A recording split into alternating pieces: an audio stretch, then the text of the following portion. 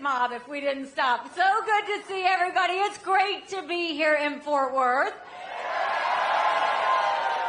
Help me thank your fantastic mayor. You know, it's great to be here. I will tell you, this has been a whirlwind. Yeah, I announced probably just over a year ago. We had 14 people in the race. I defeated a dozen of the fellas. I just have one more fella I got to catch up to. And you know what this comes down to? This comes down to the issues. This comes down to what do we really care about. You don't have to turn on the news to know how tough things are. We are $34 trillion in debt. We're having to borrow money just to make our interest payments. China owns some of that debt. And I would love to tell you that Biden did that to us.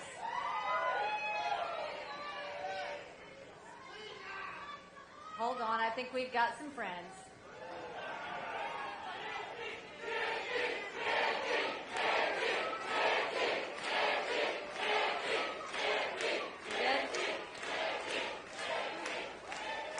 All right, now we may have a few more protester friends, but I want to remind all of you, don't get mad at them, because my husband and his military brothers and sisters sacrifice every day for their right to be able to do that.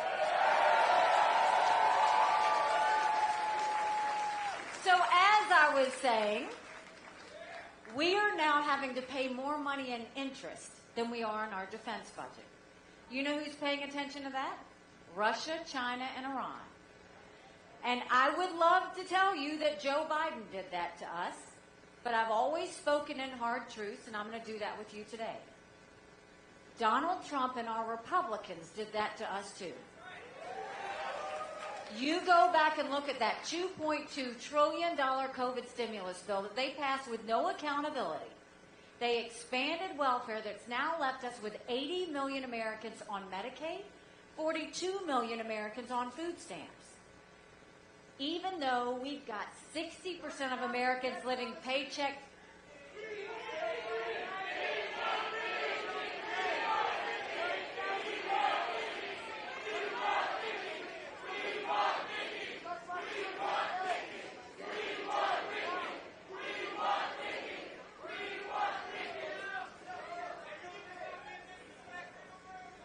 God bless America.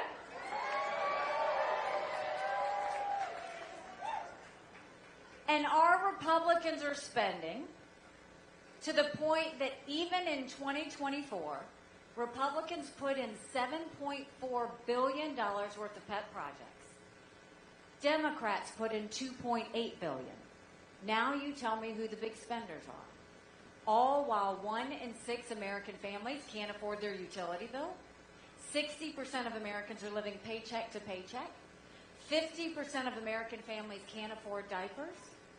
Don't you think it's finally time we had an accountant in the White House?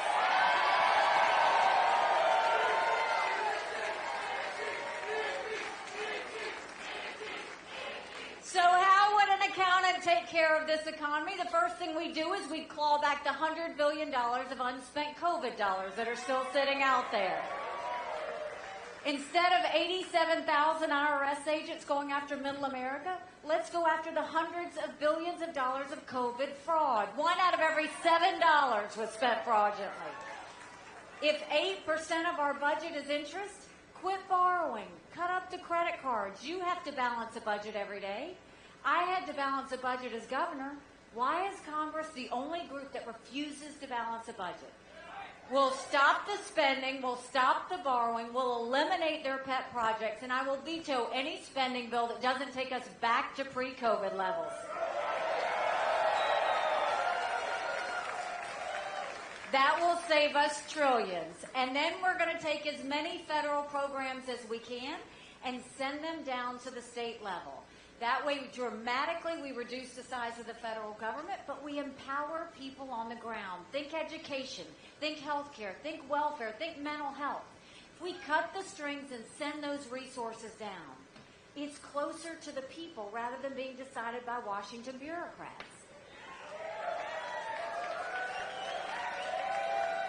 And then we're watching the rich get richer and the poor get poorer. We need to open up the middle class. That's why we're going to do middle class tax cuts and simplify the brackets. We're going to eliminate the federal gas and diesel tax, and we're going to make small business tax cuts permanent. Small businesses are the heartbeat of our economy. We need to start acting like it. And then we're not going to be energy independent. We're going to be energy dominant. We're going to export as much liquefied natural gas as we can. We're going to speed up our pipelines. We're going to get the EPA out of the way. All of those things, no more going hat in hand to Saudi Arabia or Iran. And since we were talking about Congress, you know, Congress only has one job, and that's to give us a budget on time. Well, in case you turned on the TV, they failed again. Do you know Congress has only given us a budget on time 4 times in 40 years? 4 times in 40 years. You know what I say about that? You can't give us a budget on time, you don't get paid, period. Don't you think it's finally time we had term limits in Washington, D.C.? Don't you think we need to have mental competency tests for anyone over the age of 75? Now, let me say this. I'm not being disrespectful when I say that. We all know people over 75 that can run circles around us. And then we know...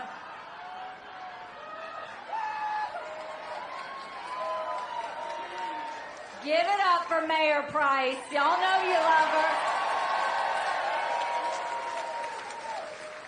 We all know people who are over 75 that can run circles around us, but then we also know Joe Biden.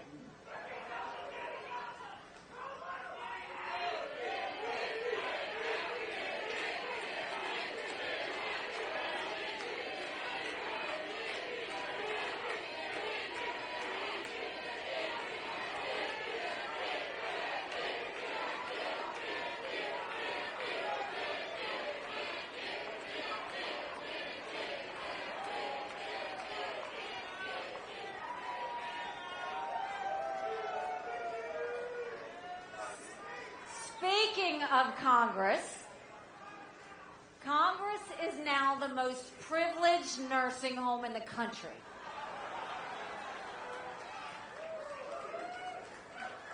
These are people making decisions on the future of our economy. These are people making decisions on our national security. We need to know they're at the top of their game. This isn't something to play with. And then let's talk about the border. I can't believe this is happening in the United States of America. We've had 9 million illegal immigrants come across that border. We had more fentanyl cross the border last year that would kill every single American. Number 1 cause of death for adults 18 to 45, fentanyl. And don't think for a second China doesn't know what they're doing when they send it over. When I was governor of South Carolina, we passed the toughest illegal immigration law in the country. President Obama sued us over it, and we won. We're going to take what we did in South Carolina and go national with it. We're going to do a national E-Verify where every business has to prove that the people they hire are in this country legally. We're going to defund sanctuary cities once and for all. We're going to put 25,000 Border Patrol and ICE agents on the ground and let them do their job. We're going to go back to the Remain in Mexico policy so that no one steps foot on U.S. soil. And instead of catch and release, we're going to go to catch and deport. That is what will stop what's happening on the border. But you know, we had a bill in Congress a couple weeks ago. And the good part about that bill was that it strengthened asylum laws.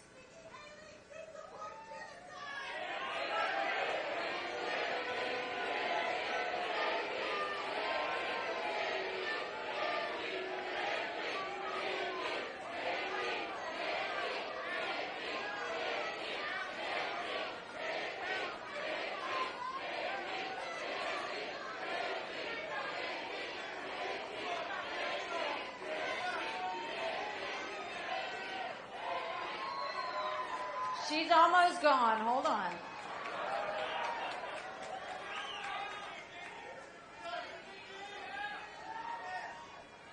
All right. So, like I was saying, with the border bill, what was good is it strengthened asylum laws. Now, we need to strengthen asylum laws because 3 million illegal immigrants came in under the Trump administration because our asylum laws weren't strong enough.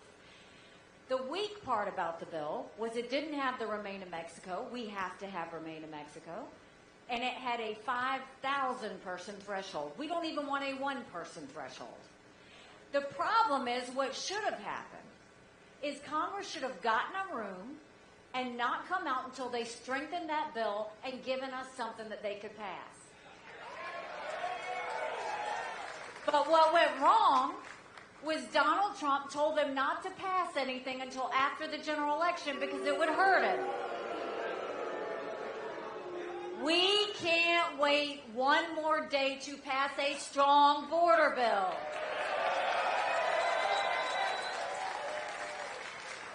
Congress needs to get in a room and figure it out, and Trump needs to stay out of it, period.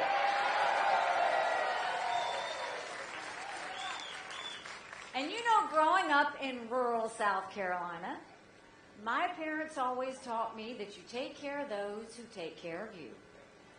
But I'm going to ask you if we're taking care of those who take care of us. Right now in America, over 35,000 of our veterans are homeless. 1 in 3 suffers from PTSD or thoughts of suicide. We lose 22 heroes a day to suicide. If a veteran needs a doctor's appointment, on average, it takes 29 days. Why 29 days? Because on the 30th day, they can go to the doctor or hospital of their choice. So midway through the 29 days, they get a call to reschedule. And the clock starts all over again. It's shameful how we treat our veterans.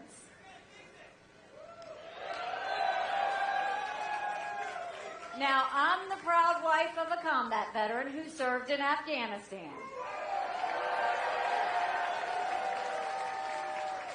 And when Michael came home to us, that was a lot of prayers answered. But when he got home, life got hard. He couldn't hear loud noises. He couldn't be in crowds. Life had passed him by for the year that he was gone, and the transition was tough. We can't just love our men and women when they're gone. We got to love them when they come back home, too.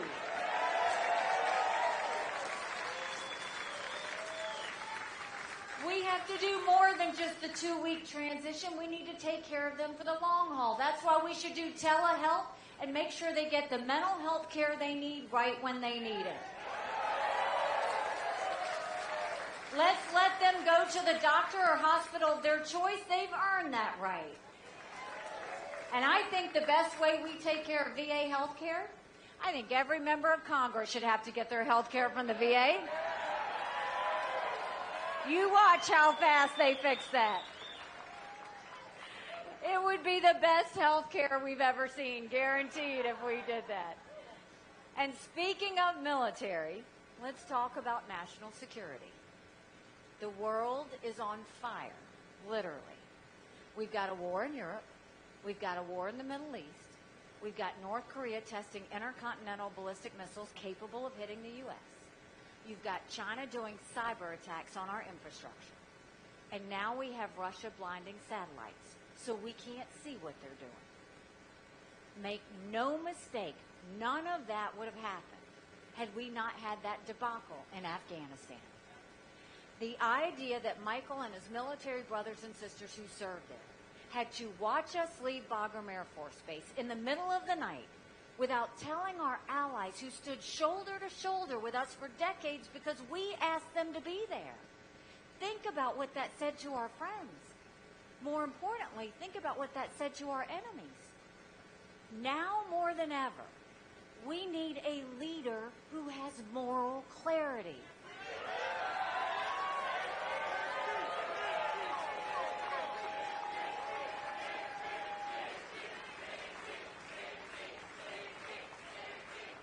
We need a leader who understands the difference between right and wrong, between good and bad. We need a leader who understands that you do whatever it takes to prevent war. And we need a leader who understands you keep Americans safe.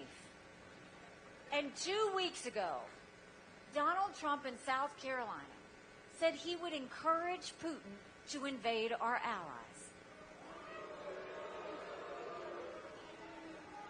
Now think about that.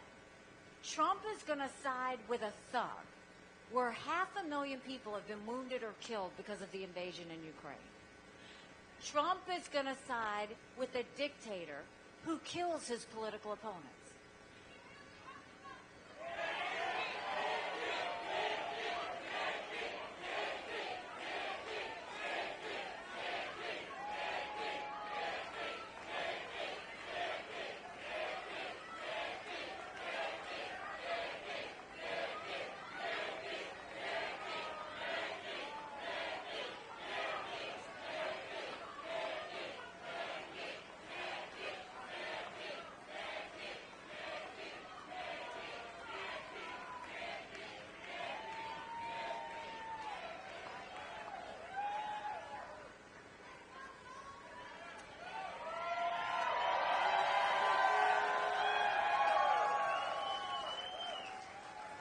The idea that Trump would side with a madman who arrests American journalists and holds them hostage. Putin's made no bones about the fact that he wants to destroy America. And Trump's going to side with him over our allies who stood with us after 9/11? Now, I'll be the first one to say we should not give cash to friends or enemies because you can't follow it and you can't hold it accountable. But we need to always do whatever it takes to prevent war. And when that means helping our friends, we help our friends. But America can never be so arrogant to think we don't need friends. We always need to grow our alliances. We always need to make sure we're strong.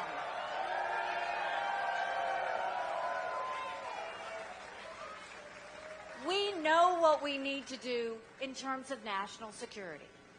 We know what we need to do in terms of domestic policy. Now let's talk about what you're going to do tomorrow.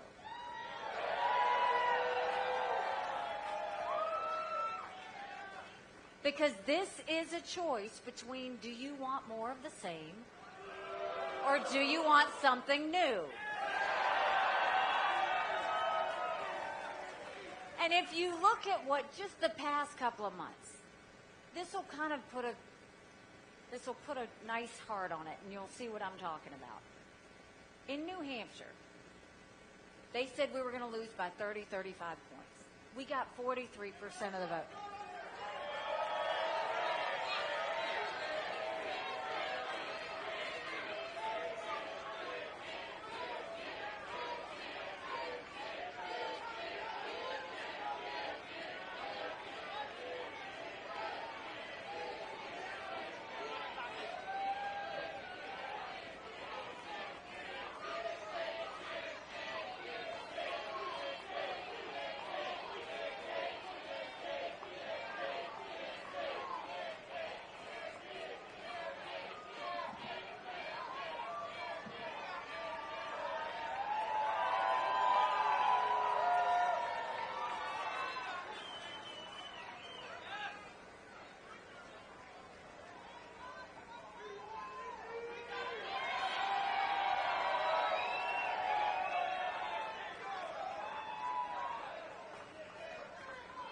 She's putting up a fight.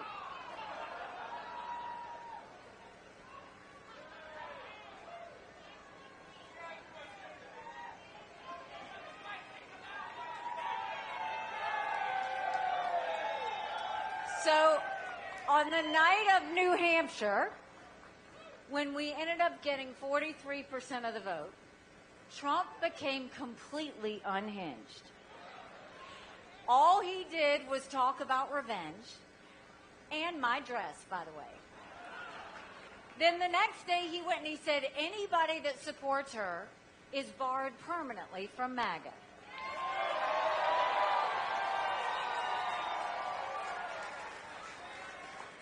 Now think about that.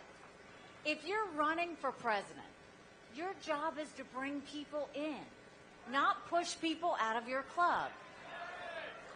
Then the next day he went and he said that the RNC should name him the presumptive nominee. No, we don't anoint kings in America. We have elections. And Texans deserve the right to vote.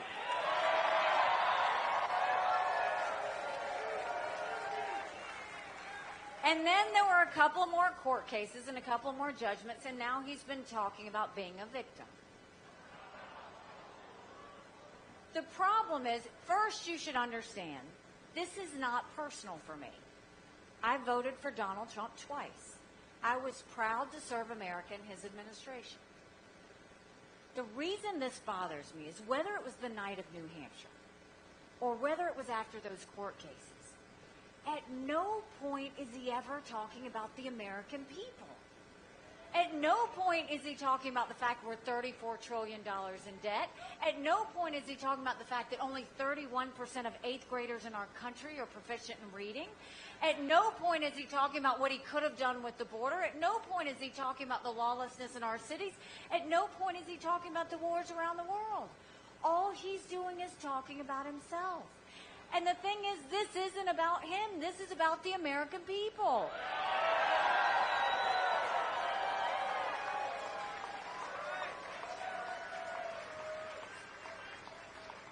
And then you go and you look at the fact that we have to actually have something that we can win. And if you look at any of the general election polls, Joe Biden and Donald Trump are even. I think there was a Fox poll today. He was up by 2. That's still margin of error. Between last week's poll and this week's poll, I defeat Joe Biden by up to 18 points.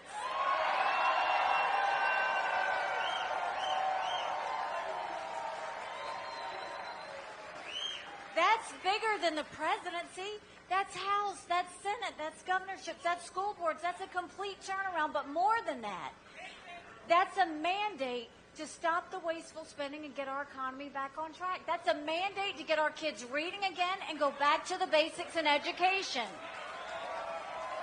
That's a mandate to secure our borders with no more excuses. That's a mandate for law and order back in our cities, and that's a mandate for a strong America that prevents wars that we can all be proud of. Don't you want that?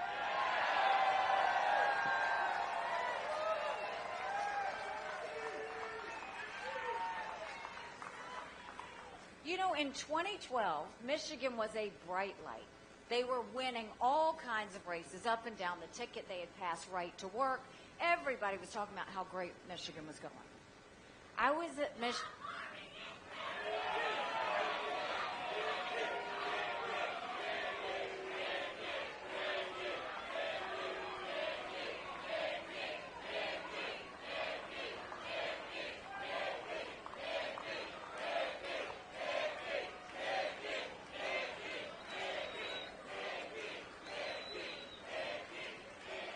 If there's any more of you, it would be a lot better if you just did it together.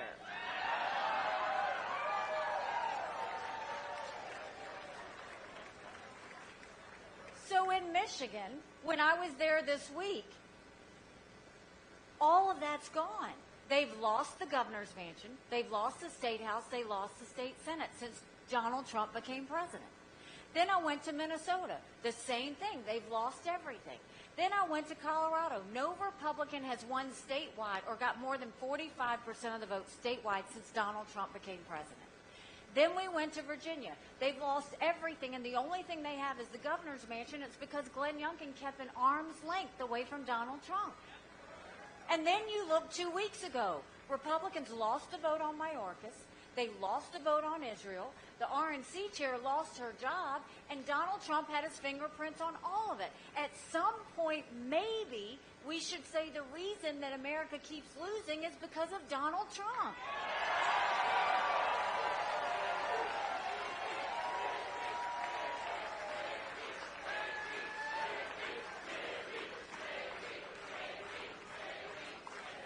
We can change all of that. But in order to change it, it's going to take a lot of courage.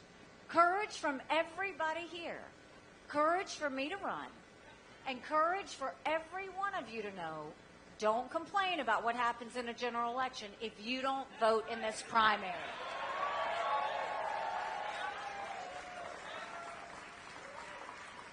You know, 8 months ago, I dropped Michael off at 4 a.m. for another year-long deployment. And I watched him and 230 soldiers pick up their 2 duffel bags of belongings to go to a country they'd never been, all in the name of protecting America. They're willing to sacrifice their lives and their families because they still believe in this amazing experiment that is America. So if they're willing to sacrifice for us there, shouldn't we be willing to fight for America here?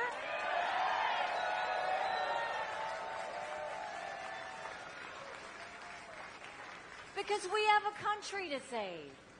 But if we're going to save her, we also need to look at what's happening to the Republican Party. Because you look at that, it used to be a party of fiscal discipline. It used to be a party of small government. It used to be a party of less spending. But now you look, what did Donald Trump do? $8 trillion in debt in just 4 years, more than any other president.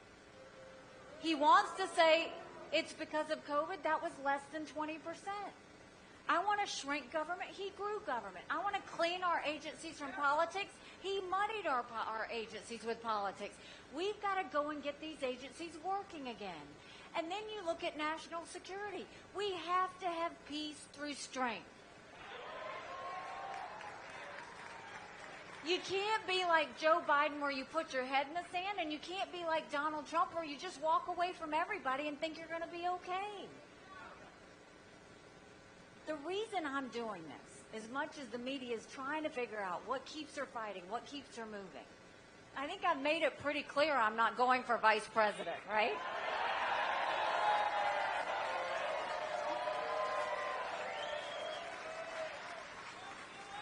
The reason I'm doing this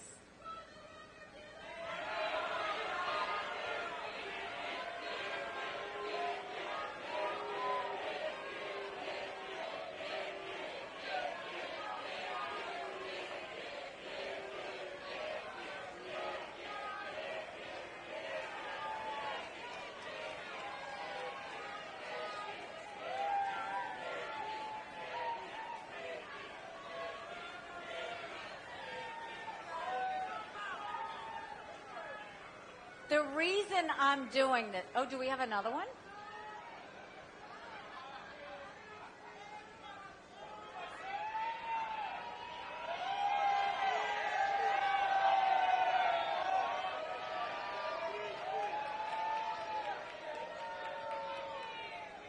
You know what? Give it up for our law enforcement.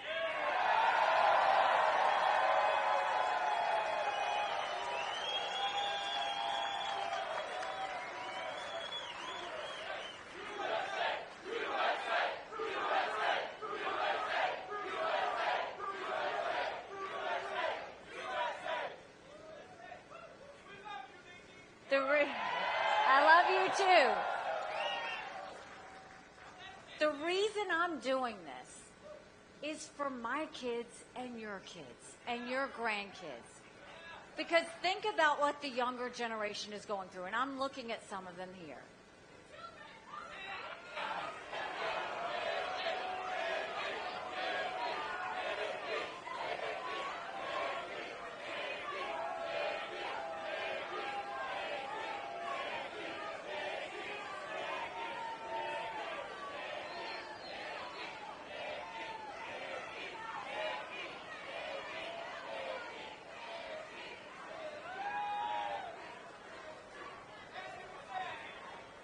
The reason I am doing this is because look at what the younger generation has gone through. They went through COVID, which was traumatic. They know this $34 trillion in debt is going to be on them to have to do something about it. They're worried about getting a job. They're worried about making ends meet. They don't think they're ever going to be able to own a home. And they worry about the wars around the world. And if that wasn't enough, they're living in this country that has an umbrella of anger and division. And then we all want to know why there's so much stress, anxiety, and depression. Our kids deserve to know what normal feels like.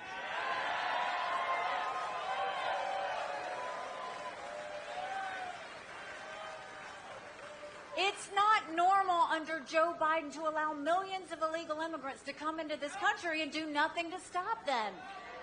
It's not normal for Joe Biden to worry more about gender pronouns than whether the kids can read them. It's not normal for Joe Biden to have these wars around the world. And it's not normal for Donald Trump to pick the side of a tyrant over our allies. It's not normal for Donald Trump to go and pay $60 million in campaign contributions towards his personal court cases. It's not normal for Donald Trump to continue to mock the military. And it's not normal when Joe Biden calls his opponents fascists and Donald Trump calls his opponents vermin. None of that is normal.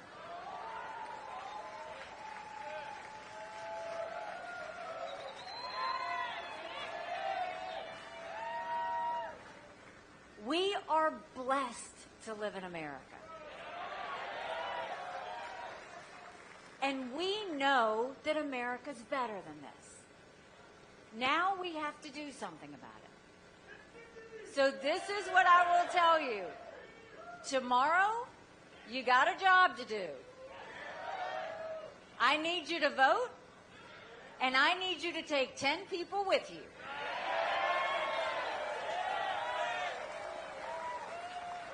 I need you to text, email, and let all of your friends know that the primary is tomorrow.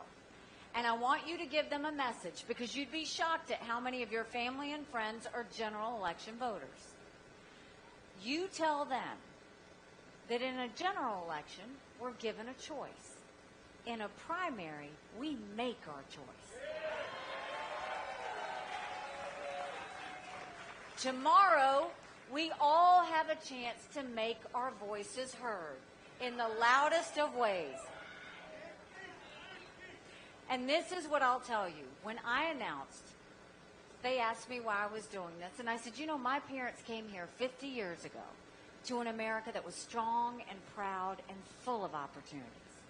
I want them to know that country again. I'm doing this for Michael and his military brothers and sisters. They need to know their sacrifice matters. They need to know that we love our country. I'm doing this for my daughter who just got married, and I saw how hard it was for her and her husband to buy a home. The average home buyer in America is 49 years old. The American dream is leaving them. And I'm doing this for my son, who's a senior in college. And I am tired of watching him write papers of things he doesn't believe in just to get an A. That's not us. That's not America. And for the first time, 81% of Americans don't think their kids are going to have as good of a life as we did. We can't be okay with that. I'm not okay with that. We do have a country to save. But I'll promise you this. If you do your part, if you join this movement, if you make your voices loud, I promise you, our best days are yet to come. Thank you, Fort Worth. God bless you. Thank you very much. God bless you. Thank you all very much. Thank you.